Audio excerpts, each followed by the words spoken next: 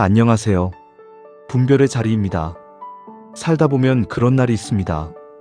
특별히 한 일도 없는데 이상하게 너무 지치는 날입니다. 몸은 그렇게 많이 움직이지 않았는데 마음은 하루 종일 분주했던 날입니다. 지나간 말을 계속 곱씹고 아직 오지도 않은 일을 미리 걱정하고 사람과 대화하면서도 저 사람이 나를 어떻게 보고 있을까? 내가 이상하게 말한 건 아닐까? 이런 생각이 머릿속을 떠나지 않는 날입니다. 겉으로 보기에는 조용한 하루였는데 안에서는 계속 에너지가 새고 있었던 겁니다. 반대로 어떤 날은 꽤 바빴는데도 생각보다 덜 지칩니다. 일도 많았고 사람도 많이 만났는데 이상하게 중심이 덜 흐트러진 날이 있습니다. 이 차이는 단순히 일정이 많았느냐 적었느냐로만 설명되지 않습니다. 내 에너지가 계속 바깥으로 흩어졌는지 아니면 내 안에 머물러 있었는지 그 차이가 훨씬 큽니다. 많은 분들이 자신이 약해서 지친다고 생각합니다. 마음이 약해서 예민해서 견디는 힘이 없어서 이렇게 쉽게 흔들린다고 생각합니다. 그런데 꼭 그렇지만은 않습니다. 사람을 더 깊이 소모시키는 것은 바깥의 일이 아니라 내 안에서 일어나는 반응을 붙잡고 씨름하는 시간일 때가 많습니다. 눈에 보이는 활동량보다 보이지 않는 내부 소모가 훨씬 더 큰 날이 있습니다. 그래서 오늘은 이 이야기를 해보려고 합니다. 왜 어떤 사람은 비슷한 하루를 보내도 덜 무너지고 어떤 사람은 특별한 일이 없는데도 금방 바닥나는가? 그리고 그 차이를 어떻게 이해할 수 있는가? 저는 이 질문이 단순히 체력의 문제가 아니라 마음의 방향, 시선의 방향, 그리고 기준의 방향과 연결되어 있다고 생각합니다. 에너지가 높은 사람은 감정이 없는 사람이 아닙니다. 자극을 안 받는 사람도 아닙니다. 비판을 들으면 마음이 흔들릴 수 있고 칭찬을 들으면 기쁠 수도 있습니다. 그런데 이 사람들은 결정적인 차이가 하나 있습니다. 자극이 들어온 순간 바로 끌려가지 않습니다. 그 사이에 아주 짧은 간격이 있습니다. 바로 반응하지 않고 잠깐 머무는 공간이 있습니다. 이게 굉장히 중요합니다. 누가 나를 비판했다고 바로 무너지지 않습니다. 누가 나를 인정했다고 바로 들뜨지도 않습니다. 감정이 올라와도 그 감정과 곧바로 하나가 되지 않습니다. 그 짧은 간격이 사람을 지켜줍니다. 그리고 그 간격이 에너지 누수를 막아줍니다. 사람들은 보통 감정 때문에 지친다고 말합니다. 그런데 조금 더 정확하게 말하면 감정 자체보다 감정에 휩쓸리는 방식 때문에 지칠 때가 많습니다. 화를 느끼는 것보다 화를 느끼지 않으려 애쓰고 참으려 하고 설명하려 하고 방어하려 하는 과정에서 더 힘이 빠집니다.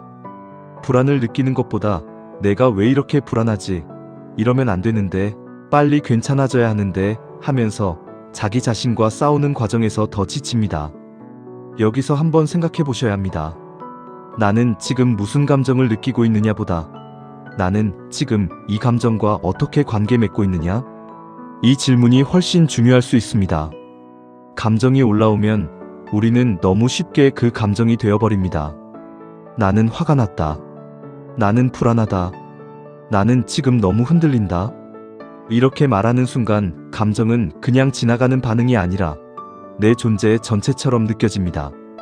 그러면 감정은 지나가는 것이 아니라 나를 집어삼키는 힘이 됩니다. 그런데 반대로 자기 안에서 일어나는 것을 조금 떨어져서 볼 수 있는 사람은 훨씬 덜 소모됩니다. 이 사람들은 감정을 부정하지도 않고 그렇다고 과장하지도 않습니다. 그저 여기까지는 봅니다. 아, 지금 내 안에 화가 올라오고 있구나. 아, 지금 불안이 커지고 있구나. 아, 내 몸이 긴장하고 있구나. 여기까지 볼 수 있는 겁니다. 이게 별거 아닌 것 같지만 굉장히 중요합니다. 왜냐하면 이 순간부터 감정과 나 사이에 아주 작은 틈이 생기기 때문입니다. 나는 화다. 나는 불안이다. 이렇게 감정과 내가 붙어 있는 상태에서 벗어나기 시작하는 것입니다. 내 안에 화가 있구나. 내 안에 불안이 지나가고 있구나. 이렇게 바뀌는 순간 나는 감정 안에 잠기는 사람이 아니라 감정을 바라보는 사람이 됩니다. 바로 이 태도가 에너지를 지켜줍니다. 그리고 여기서 아주 중요한 기준 하나가 등장합니다. 혼자서 나를 바라보는 것과 하나님 앞에서 나를 바라보는 것은 조금 다릅니다. 그냥 혼자 자기 감정을 들여다보면 자칫 자기 자신에게만 더 몰입하게 될 수 있습니다. 그런데 하나님 앞에서 내 마음을 보기 시작하면 방향이 달라집니다. 나는 지금 화가 나 있습니다. 저는 지금 인정받고 싶습니다. 저는 지금 불안합니다. 저는 지금 무너질까봐 두렵습니다. 이렇게 자기 마음을 하나님 앞에 가져가는 순간 감정은 더 이상 나를 끌고 다니는 주인이 아니라 맡겨드릴 수 있는 대상이 됩니다. 이게 굉장히 중요합니다.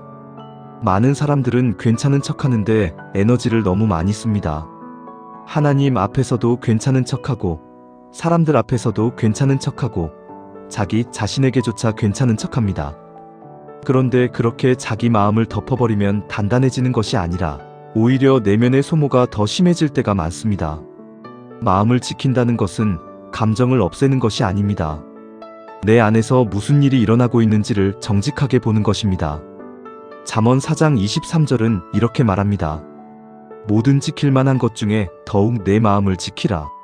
생명의 근원이 이에서 남이니라. 마음을 지킨다는 것은 감정을 부정하라는 뜻이 아니라 마음을 아무렇게나 방치하지 말라는 뜻에 가깝습니다. 여기서 한번 멈춰서 생각해 보셔야 합니다. 나는 지금 내 마음을 지키고 있는가? 아니면 내 마음에 휘둘리고 있는가? 이 질문 하나가 사람을 꽤 많이 바꿉니다. 그럼 어떻게 해야 자기 안의 감정을 조금 더 관찰자처럼 볼 수 있을까요? 사실 거창한 기술이 필요한 것은 아닙니다. 아주 작은 훈련이 필요합니다. 첫 번째는 말을 조금 바꾸는 것입니다. 우리는 너무 쉽게 이렇게 말합니다. 나는 화가 났다. 나는 불안하다. 나는 상처받았다. 그런데 이 표현은 감정과 나를 너무 단단히 붙여놓습니다. 조금 바꿔보는 겁니다. 내 안에 화가 올라오고 있다. 지금 내 안에 불안이 커지고 있다. 내 몸이 위축되고 있다. 이 표현의 변화가 생각보다 큽니다. 감정이 내 존재 전체가 아니라 내 안에서 일어나는 하나의 현상으로 보이기 시작하기 때문입니다. 그리고 여기에서 한 문장을 더 붙일 수 있습니다. 주님, 제 안에 지금 이런 반응이 올라오고 있습니다. 이 짧은 기도가 굉장히 중요합니다. 감정을 혼자 붙잡고 있는 것이 아니라 하나님 앞에 가져가는 첫걸음이 되기 때문입니다. 두 번째는 몸을 먼저 보는 것입니다. 감정은 생각으로만 오지 않습니다. 대부분 몸으로 먼저 옵니다. 화가 날 때는 턱이 굳고, 불안할 때는 가슴이 답답해지고, 수치심이 올라올 때는 어깨가 움츠러듭니다. 그래서 감정에 휩쓸릴 때는 지금 내 감정이 뭐지 하고 바로 머리로 들어가기보다 지금 내 몸 어디가 긴장하고 있지? 이걸 먼저 보는 게 훨씬 도움이 됩니다.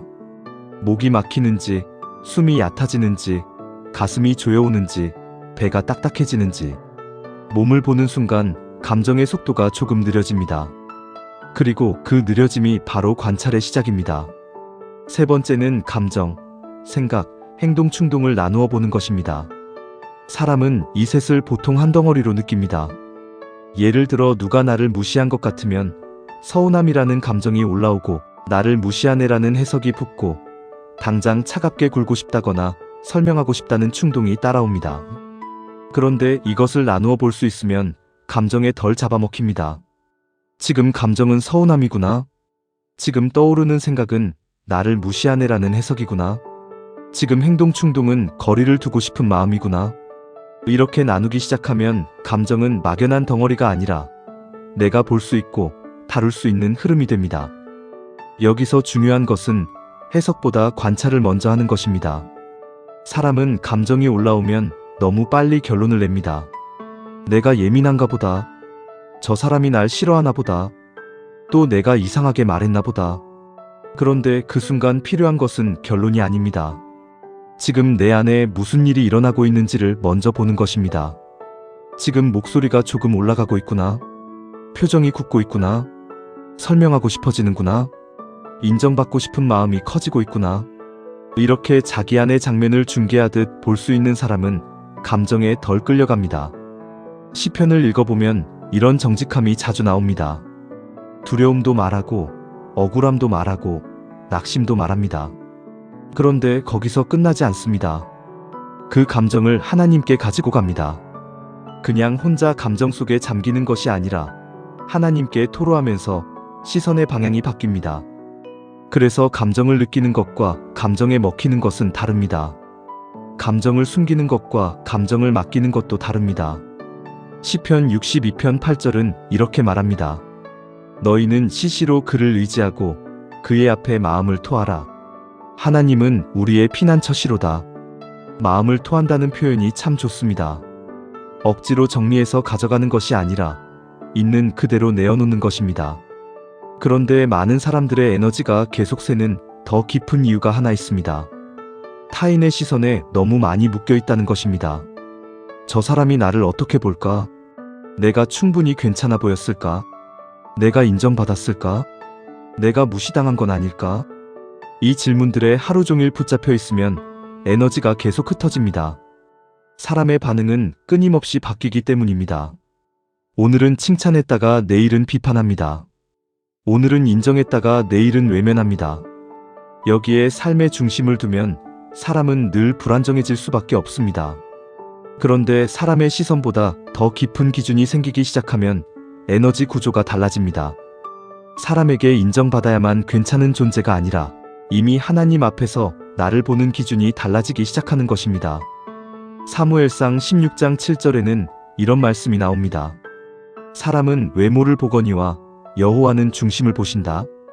이 말씀은 단순히 외모를 보지 말자는 뜻을 넘어서 내가 어디에서 내 존재의 기준을 찾고 있는가를 다시 묻게 합니다.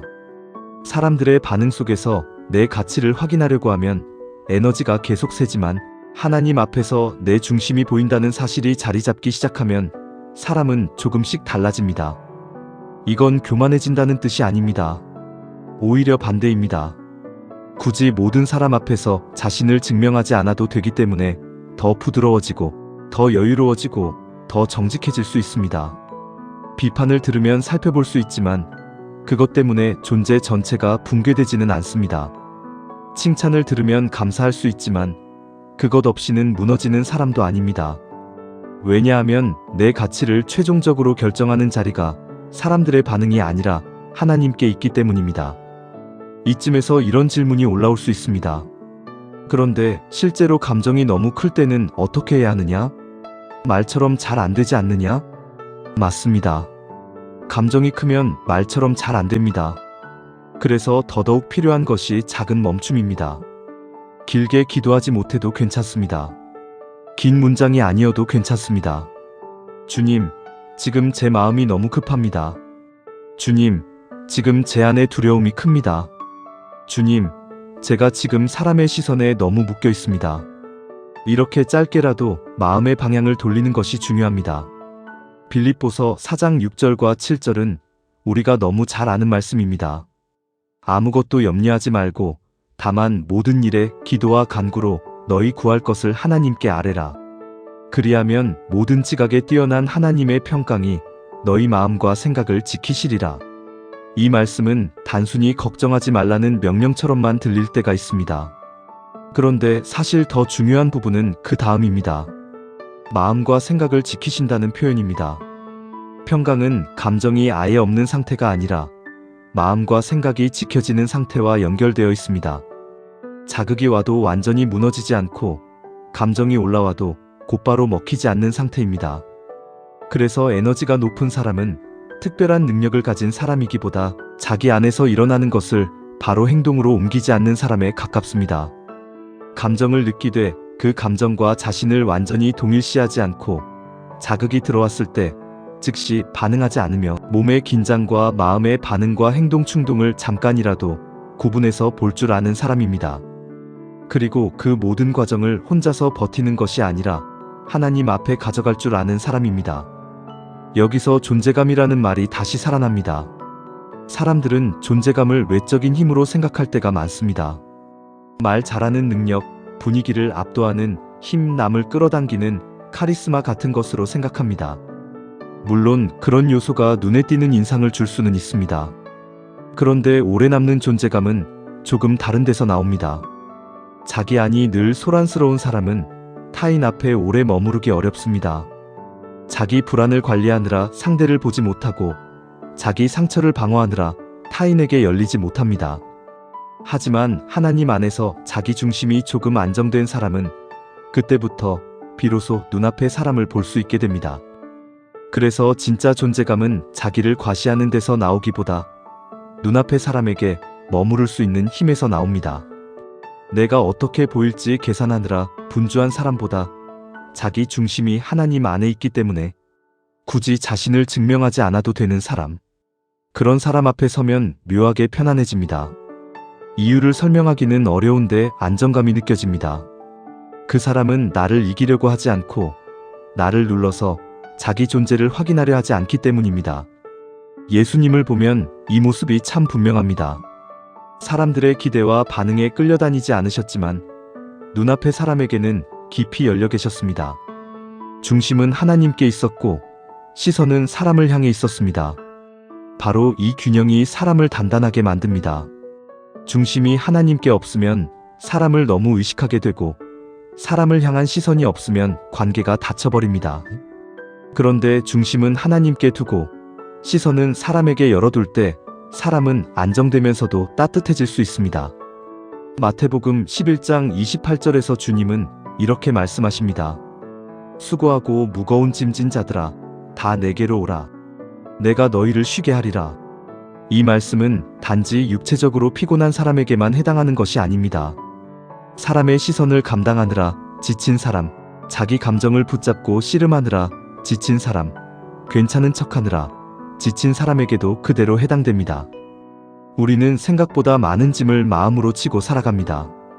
그리고 그 짐 중 상당수는 바깥의 현실보다 내 안의 반응에서 더 무거워집니다. 그래서 정말 필요한 것은 더 강해지는 것이 아니라 잠깐 멈추는 것일 수 있습니다. 지금 내 안에 무슨 반응이 올라오고 있는지 보는 것입니다. 그 반응을 하나님 앞에 정직하게 가져가는 것입니다. 주님, 제 안에 지금 분노가 있습니다. 주님, 제 안에 지금 불안이 있습니다. 주님, 저는 지금 인정받고 싶습니다. 주님, 저는 지금 무너질까봐 두렵습니다. 이 기도는 작아 보여도 사실은 내 영혼의 방향을 다시 잡는 아주 깊은 움직임입니다. 이사야 41장 10절은 이렇게 말합니다. 두려워하지 말라, 내가 너와 함께 함이라. 놀라지 말라, 나는 네 하나님이 됨이라. 우리는 이 말씀을 너무 익숙하게 들어서 그냥 지나칠 때가 있습니다. 그런데 사람의 에너지가 바닥나는 순간은 대개 혼자라고 느낄 때입니다. 아무도 나를 지켜주지 않는다고 느낄 때, 내 감정을 내가 다 감당해야 한다고 느낄 때, 사람의 반응이 곧 내 가치라고 느낄 때 사람은 급격히 소모됩니다. 그런데 내가 혼자가 아니라는 사실, 하나님이 함께 하신다는 사실이 단지 교리로가 아니라 실제적인 기준으로 들어오기 시작하면 사람은 반응의 방식이 조금씩 달라집니다. 그러니까 결국 우리를 지치게 하는 것은 바깥의 일만이 아닙니다. 내 안에서 일어나는 반응을 내가 어떻게 다루고 있는가? 나는 누구의 시선으로 나를 보고 있는가? 내 감정을 어디로 가져가고 있는가? 그것이 훨씬 더 중요할 때가 많습니다. 자극이 들어왔을 때 바로 끌려가지 않고 내 안의 반응을 한번 바라볼 수 있는 사람, 그리고 그 반응을 하나님 앞에 가져갈 수 있는 사람, 그 사람은 감정을 없앤 사람이 아니라 감정에 먹히지 않는 법을 배워가는 사람입니다. 그리고 저는 그게 진짜 단단함이라고 생각합니다. 상처를 안 받는 사람이 단단한 것이 아니라 상처를 받아도 자기 중심을 완전히 잃지 않는 사람이 단단합니다. 불안을 안 느끼는 사람이 강한 것이 아니라 불안을 느껴도 그 불안과 하나가 되지 않고 하나님 앞에 설 수 있는 사람이 강합니다. 칭찬과 비판에 아무 반응이 없는 사람이 성숙한 것이 아니라 칭찬을 받아도 들뜨지 않고 비판을 들어도 무너지지 않으면서 자기 길을 계속 걸어갈 수 있는 사람이 성숙합니다. 그래서 혹시 요즘 아무 일도 안 했는데 너무 지치고 마음이 쉽게 바닥나고 사람의 시선 하나에 하루가 흔들리고 있다면 이렇게 한번 물어보셨으면 좋겠습니다. 나는 지금 바깥의 일 때문에만 지친 것일까? 아니면 내 안의 반응을 붙잡고 너무 오래 씨름하고 있는 것일까? 나는 지금 마음을 지키고 있는가? 나는 지금 누구의 시선으로 나를 보고 있는가? 나는 내 감정을 혼자 끌어안고 있는가? 아니면 하나님 앞에 가져가고 있는가? 이 질문이 시작되면 사람은 조금씩 달라집니다. 에너지의 방향이 달라지고 마음의 중심이 달라지고 존재감의 결도 달라집니다. 그 짧은 멈춤이 사람을 지켜줍니다. 그 작은 관찰이 내면의 소모를 줄여줍니다. 그리고 그 조용한 기도가 결국 한 사람의 안정감과 깊이를 만들어갑니다. 에너지가 높은 사람은 감정이 없는 사람이 아닙니다. 상처를 안 받는 사람도 아닙니다. 다만 자기 안에서 일어나는 것을 곧바로 행동으로 옮기지 않고 그것을 하나님 앞에서 볼 수 있는 사람입니다. 타인의 반응에 즉시 끌려가지 않고 자기 존재의 기준을 하나님 안에 두는 사람입니다. 저는 그 사람이 진짜 단단한 사람이라고 생각합니다. 그리고 우리가 누군가에게서 느끼는 안정감, 깊이, 존재감 같은 것도 어쩌면 거기서부터 시작되는 것인지 모릅니다. 오늘 영상이 지금 마음이 쉽게 지치고 흔들리는 분들에게 조금이나마 도움이 되었으면 좋겠습니다. 혼자 버티는 힘보다 더 중요한 것은 내 마음에서 지금 무슨 일이 일어나고 있는지를 알아차리고 그 마음을 올바른 자리로 가져가는 것일 수 있습니다. 영상이 좋으셨다면 구독과 좋아요로 함께 해주시고요. 비슷한 주제로 계속 이야기 나누고 싶으신 분들은 알림 설정도 해두시면 다음 영상에서 이어서 만나실 수 있습니다. 오늘도 끝까지 함께 해주셔서 감사합니다. 다음 영상에서 뵙겠습니다.